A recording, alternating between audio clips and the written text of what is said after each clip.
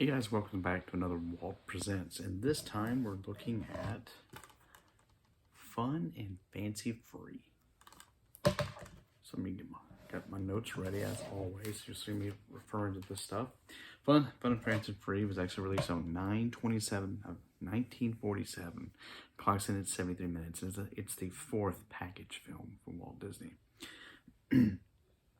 So in the 30s, Mickey's popularity had really took a nosedive. And he had fell behind Donald Duck, Goofy, Pluto, Popeye, and even Porky Pig.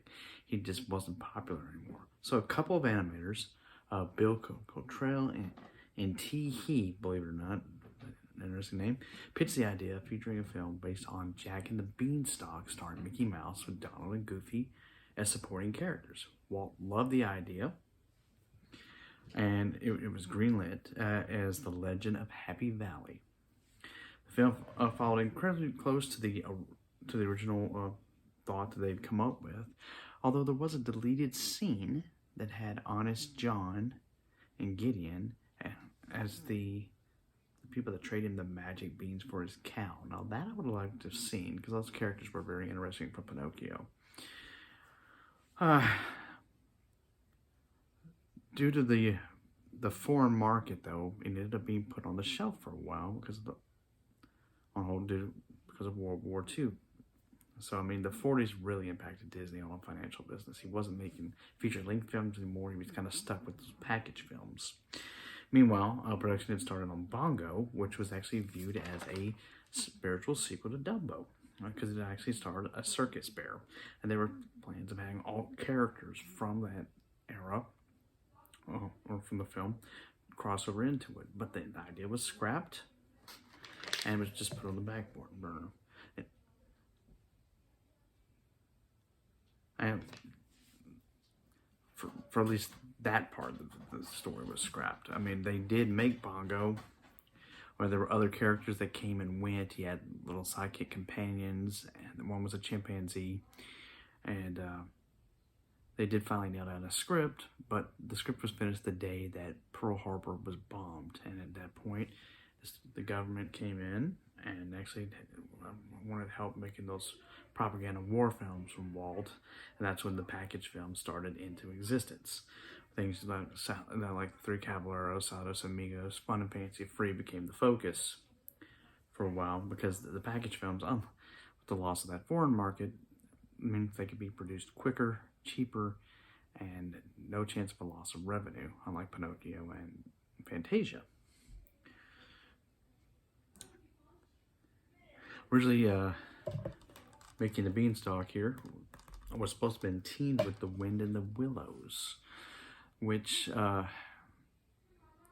they were both going to be fairly short films, but at the last moment they decided to change it. So Bongo gets teamed with Fun and Fancy Free, and Wind in the Willows would come out later on, attached to the Adventures of Ichabod and Mr. Toad, which is one of my personal favorites. I really enjoy that particular one. This would be the last time that Walt actually had voiced Mickey Mouse. I mean, he did do it one more time for the Mickey Mouse show on his debut, but as far as he just didn't have the time and the energy to do it anymore. But he did voice Mickey in the short. And they brought in a couple celebrities. Before I get off track here, Edward Bergen and Dinah Shore were brought in they had some celebrity appeal.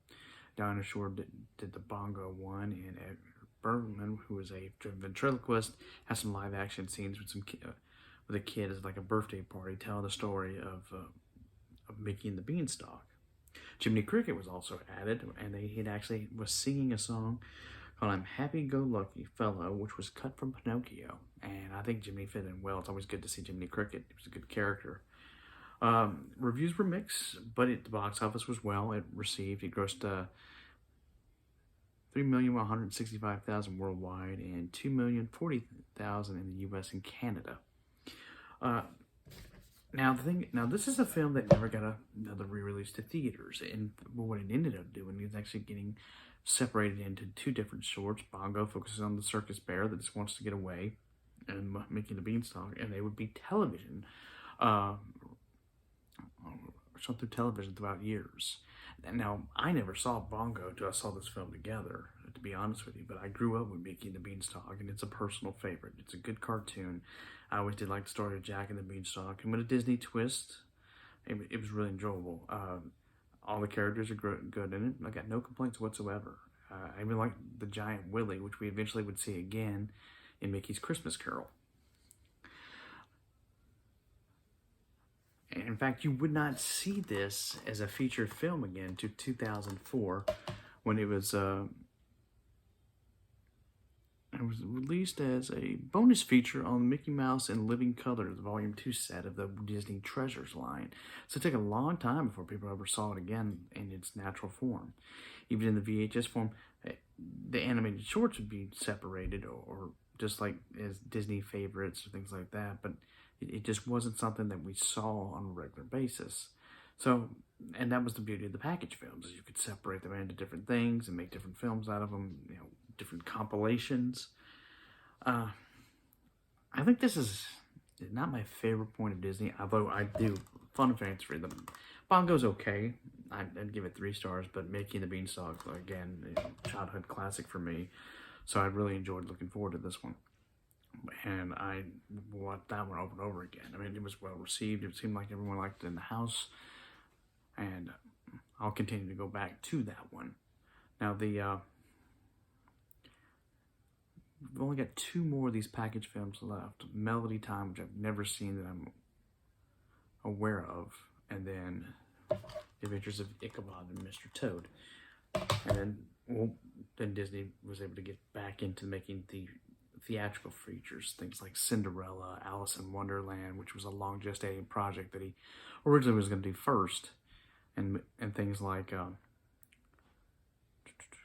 Peter Pan, which got put on the back burner because of World War II. So World War II impacted a lot of different things. We probably would have never had a package film if it wasn't for World War II.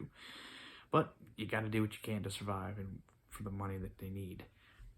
I will link a trailer below to Fun and Fancy Free, so be sure to check that out. And this particular version you can get at the Disney Movie Club, and it has, the reason I picked it up, it has the bonus feature, the Reluctant Dragon, on the back, which kind of is cool because it goes through the Disney Studios, and you can see the actual animators filming stuff along with some short cartoons with it as well. So that was a really good pickup, and of course, Ichabod, Mr. Toad, another personal favorite. But overall, Fun and Fancy Free, it was good revisiting this one. I really enjoyed it, and I hope everyone else, if you're watching old Disney movies, this is one that you definitely need to see. All right, guys, take care. Go watch a movie.